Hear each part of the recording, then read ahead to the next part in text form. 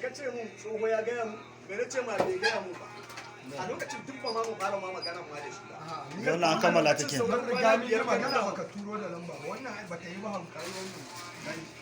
Ai ni na tun da na zo na bada na zaman din na san. wallahi kuma a haka yanzu ne shi ne zan ma dai dai ce Yanzu wannan crack din da yake.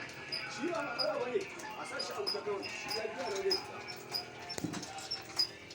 Ina fita za a sa wani duniya ya gani. Kaga wannan ita ce daidai saboda baka kai su tsawo ba kuma sannan faɗin su ba. Bambancin tsawo ne kawai. Bambancin tsawo ne kawai. Na zo na sa ta na auna. Ai da ma kai ka ba ka gwada wancan ba. Ai da na zo practical akai ba ma hoton na nuna. Ni da ma na san a waya sai an samu matsala. A waya sai an samu matsala. Kai ya kamata in ka kawo kaya ne ka fito gari ka biyo ta wani mutum kafin a kace tukunyar da ta nuna da su tana sai. Ai ran ce ya zo ya wuce na a mota. Sai bayan ka an magana aka ce mun su ne sai wancan. ni ba na maka magana ba ai ban gane waye direban ne nan ya Kuma ni a lissafi na ko wani ba ku ko da ya kan kawo ka cikin. na ce ka kira waya ka wannan ba za ta faɗi wani aka kamar tana rawa Saboda mutum ya zo ne dai gurin ka ya sai abu.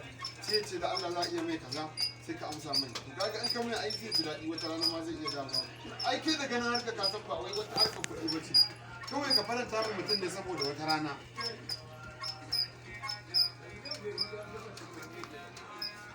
Kuma ko akan wannan tukunya ita kaɗai ma ya kamata ka zo gari wannan. Ko me mashin ko dai na shi ba hawa mashin kai ma zai ka gani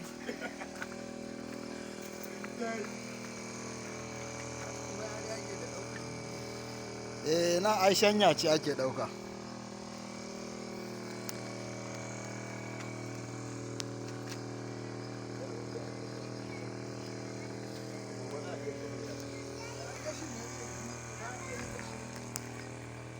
gaskiya mu dai nan ba mu da gashi sai dai mutanen mu na waje